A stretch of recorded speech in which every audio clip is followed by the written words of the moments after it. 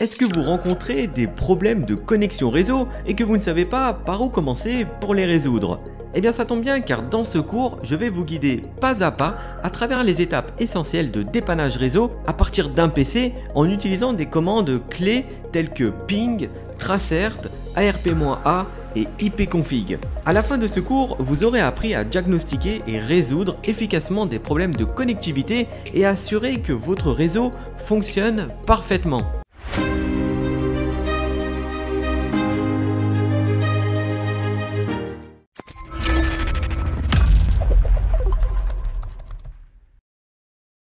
Dans ce cours, nous allons voir en détail les différents process pour dépanner un réseau.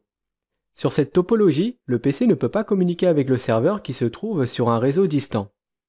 On va voir 4 étapes de dépannage qui sont recommandées de faire à partir du PC.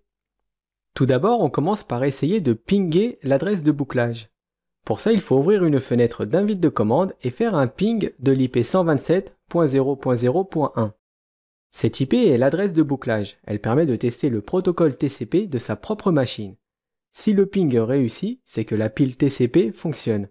Et en cas d'échec, c'est qu'il y a une défaillance TCP/IP, et dans ce dernier cas, il faudrait voir à réinstaller ou réinitialiser la carte réseau du PC.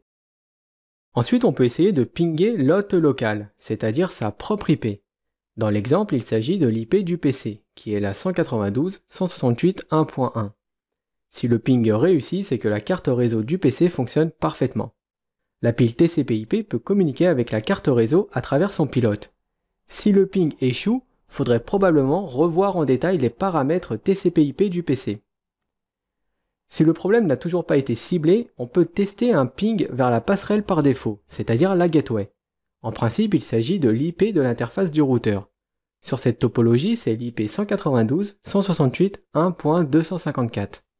Si le ping fonctionne, c'est que la carte réseau est bien connectée au switch et qu'elle peut communiquer correctement avec son propre réseau local.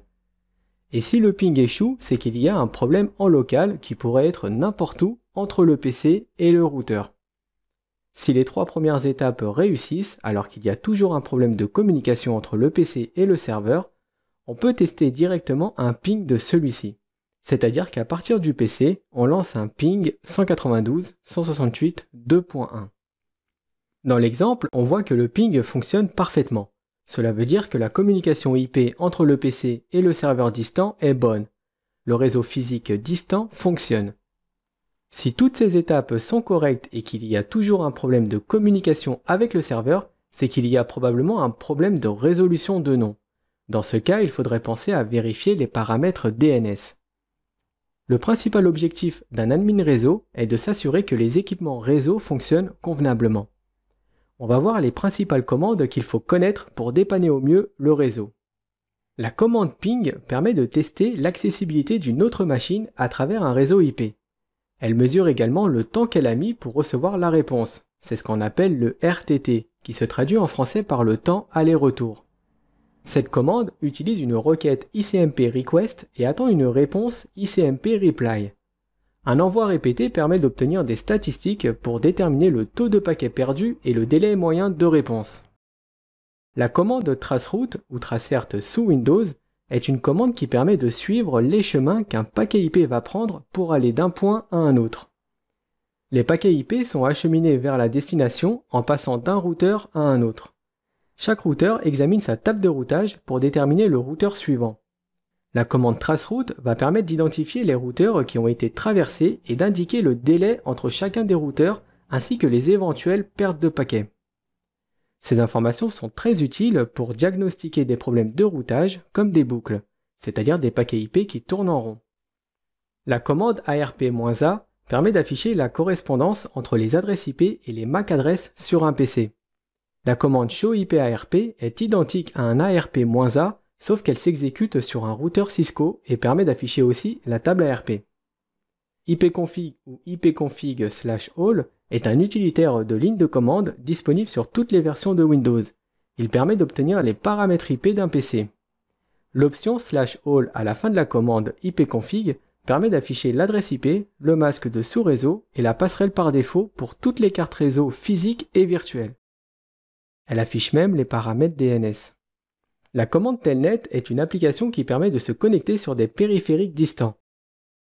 Telnet et même SSH sont des protocoles de terminaux virtuels qui font partie de la suite TCP/IP. Ils permettent d'établir des connexions d'un périphérique réseau à un ou plusieurs périphériques distants.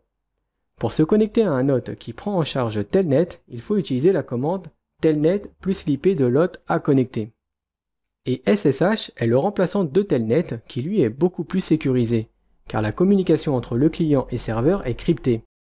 Il existe deux versions de SSH, SSH v1 et SSH v2. Le mieux est d'utiliser SSH v2, car il utilise un algorithme de cryptage beaucoup plus amélioré.